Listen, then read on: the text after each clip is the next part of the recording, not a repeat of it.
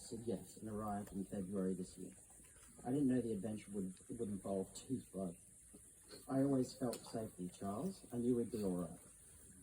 Charles was at his best in those situations. Checking on people who'd been cut off by water and taking in friends who weren't able to get into their own homes.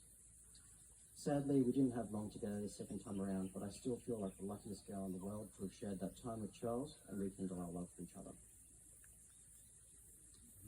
This is back to Warwick again. I met Charlie in 1984 at art school in Newcastle. He had dropped out for a year in 1983 from an art education degree and travelled to Papua New Guinea with John Suffolk. This was the first of many overseas draws. Coming back from his final year, he enrolled in photography, which is how we met. First day of term, there's this skinny, hippie-looking bloke about my age in class.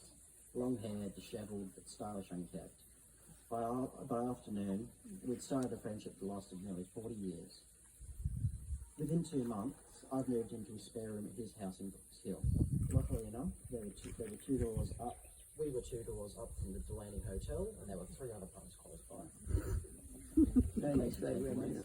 Brooks Hill at that time was full of artists, musicians, misfits, poets, drama people, eccentrics, and old-timers, all of which made for a very colourful mix.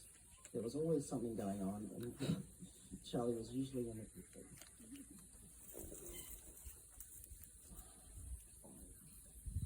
It wouldn't be fair not to take the mickey out of Charlie right now. I think you know why.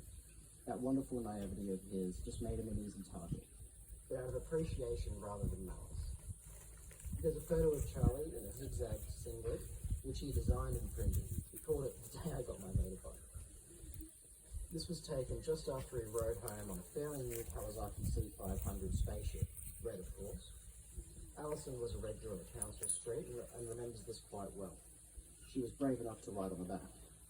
About 2 months on, Charlie had been out for too long and the front door opened. There was Charlie